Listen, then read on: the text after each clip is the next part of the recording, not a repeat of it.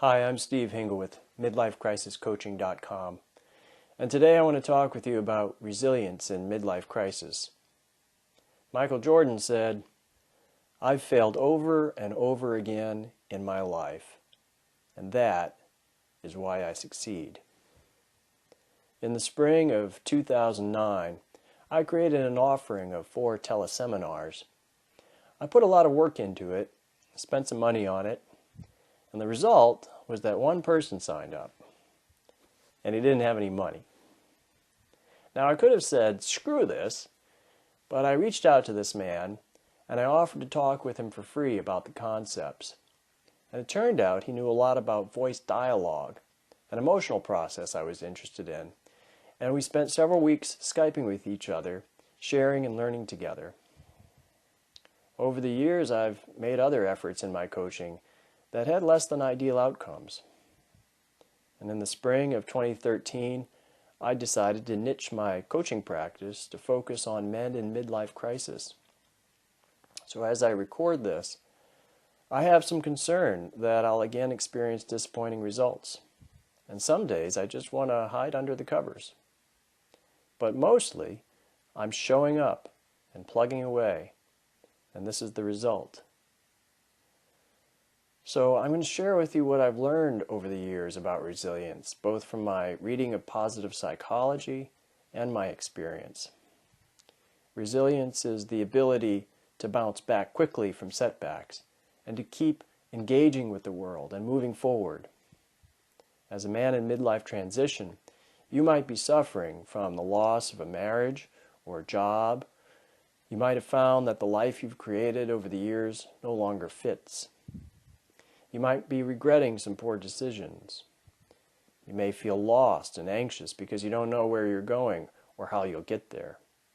And all of this might make you want to stay under the covers. The good news is that resilience can be learned. You can learn to deal with adversity and bounce back from it. Now, please don't confuse bounce back, though, with trying to do an end around on pain. Avoiding pain or putting on a happy face will only delay what needs doing. As you move into the second half of your life, you'll need to let go of your old self in order to let a more authentic self be born. It's painful to let go of your old self, and the only way through this process is to grieve. As you let go of what no longer fits, you have to spend some time not knowing where you're going or what your new life will be like. And this terrifies us and can cause us to retreat back into familiar territory or to become paralyzed.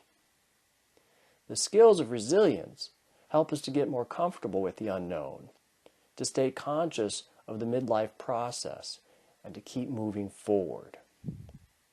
Resilience is not just one skill, though. It's a whole set of skills, including the abilities to grieve what needs grieving, to question negative thinking and get radical perspective, to learn from adversity and mistakes and to see the value in taking risks, to be curious and appreciative of whatever is happening and what is emerging, to find purpose in our adversity and see the opportunities arising. To help you deal with and get perspective on whatever setback you might find yourself facing, I put together 13 questions for you to ask yourself. Questions like, what are you learning from your setback? What's the gift? And what are you being called to become? You can find the full list at the end of the resilience blog post on my website, MidlifeCrisisCoaching.com. Come back to these questions several times during your midlife transition. You'll find the answers evolving as you evolve.